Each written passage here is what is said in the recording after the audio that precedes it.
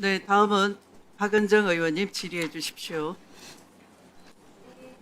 네, 오전 감사 때 지난 수요일 대법원 현장 국감에 대한 문제 제기가 있어서 저희가 왜 대법원에 갔는지, 현장에서 국감을 하게 됐는지 법원장님들 여기 다 앉아 계시니까 설명을 좀 드리고 싶습니다. 화면 좀 올려주세요. 우선 이제 이 자리에 나오신 천대엽 법원 행정처장님께서 그러니까 그 이재명 후보 공직선거법 위반 판결이 있은 다음 날 법사위에 오셔가지고 대법관들이 7만 페이지를 모두 스캔해 간 것으로 확인이 되고 있다. 대법관들이 기록을 안 보고 제출된 문서만으로 판결을 하는 경우는 없다. 제가 물어본 질문에 저렇게 답변을 하셨습니다. 그런데 그 후에 계속해서 답변이 계속 바뀌셨어요. 그래가지고 지난 9월에는 법사위 오셔가지고 제출 문서를 읽고 또 그 판결을 했다. 그러니까 제출 문서만으로는 안 한다고, 기록을 전부 읽었다고, 전자 문서를 읽었다고 하셨는데 9월 달에는 제출 문서를 읽었다고 또 말씀을 하셨고, 그리고 얼마 전 또 그 대법원 국감에서는 이제는 전자 문서를 받는지 종이 기록을 받는지 도저히 알 수 없는 상황이다. 이렇게 답변을 하셨어요. 이렇게 저렇게 답변이 자꾸 바뀌어서 우리는 국민을 대리하는 입장에서 대법원에 물을 수밖에 없었고, 현장에 가서 로그 기록이든 종이 기록을 얼마나 복사했는지 그런 부분에 대해서 확인하러 현장 국감을 할 수밖에 없었다. 법원장님들께 말씀을 좀 드립니다. 오민석 중앙법원장님, 예. 네, 원장님, 다음 거 보여주세요. 그 중앙지법의 영장 전담 판사님들의 저는 이 영장에 대한 처리가 굉장히 심각하다. 이 박성재 내란 중요임무 종사자에 대한 영장이 기각이 됐는데 기각 사유가 위법성 인식, 그러니까 위법성에 대한 논란으로 다툴 여지가 있다, 이렇게 기각을 했거든요. 그런데 이 위법성에 대해서 그 영장을 기각한 것은 제가 검사 4년 했지만 처음 봤습니다. 원장님께서는 이 영장 기각에 대해서는 그 개별 사건에 대한 거기 때문에 답하실 수는 없겠지만 다음 거 보여주세요. 우리가 범죄 성립에 있어서 위법성 인식은 저렇게 사회 정의와 조리에 어긋난다는 것을 인식하는 정도. 그러니까 법조문을 아는 것까지는 요구하지 않는 건 맞지 않습니까? 네, 위법성 맞습니다. 관련- 예, 맞습니다. 맞습니까? 예. 그러면 다음 거 보여주세요.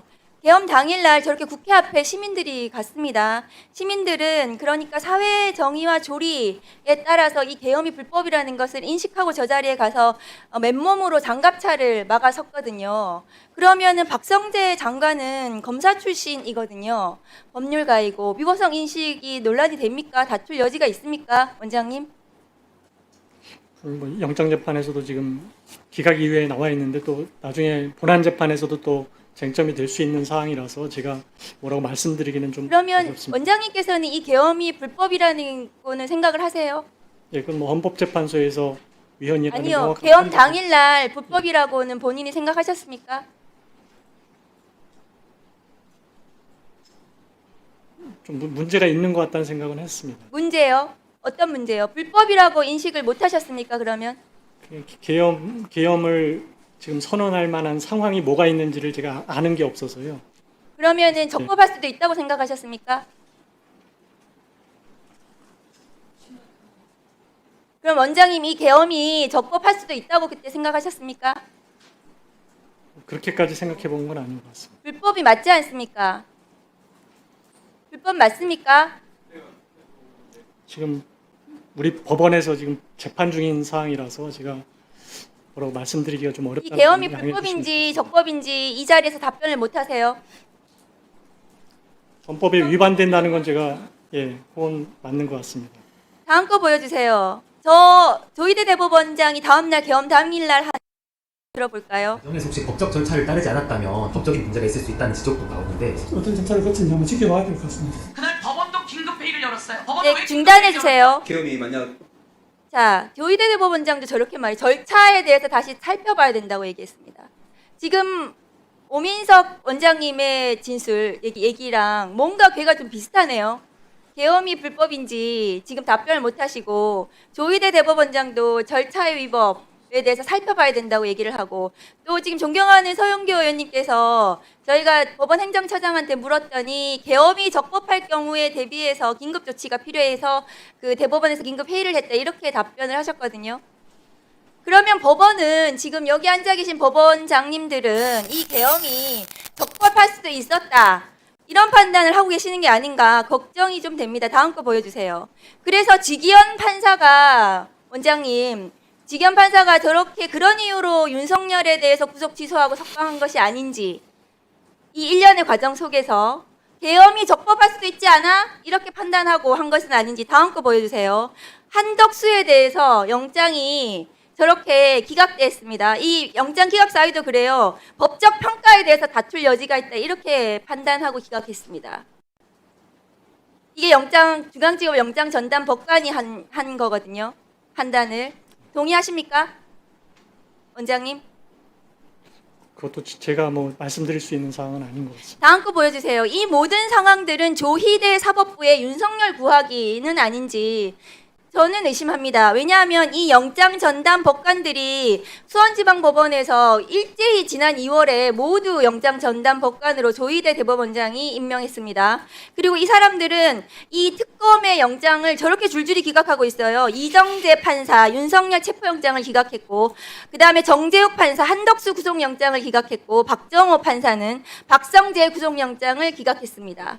이렇게 줄줄이 내란의 중요임무 종사자들, 내란의 아주 핵심 관계자들, 윤석열 정권의 아주 계엄에 깊숙이 관여되어 있는 사람들을 전부 다 영장을 기각했거든요. 다음 거 보여주세요. 그렇다면 윤석열도 저 윤석열 탄핵 법정의 최후 진실이 저거거든요. 계엄은 대국민 호소였고 법적 권한, 대통령의 법적 권한에 있었다. 나는 위법성의 인식이 없었다, 이렇게 주장하면 윤석열에 대해서도 나중에 무죄로 풀어줄 겁니까? 이런 인식 속에 법원장님도 계엄이 적법했는지 불법했는지 여기 이 자리에서 답변도 못 하시면 윤석열에 대해서도 무죄로 풀어주실 건가요? 원장님 답변해 주시죠. 우선 아까 말씀하신 중에 그 영장 전담 판사들의 사무분담 문제는 우리 법원에서 사무분담위원회를 통해서 결정된 것이지 이렇게 대법원장님이 정한 것이 아니라는 점 분명하게 말씀드리고요. 그 위법성 인식 여부는 뭐 향후 본안에서도 아마 문제가 될 가능성이 있지 않을까 싶은데, 그 쟁점이 본안에서 다투어지면 본안재판부에서 법과 원칙에 따라서 적절히 판단할 거라고 생각을 하고 있습니다. 네, 수고하셨습니다. 다음.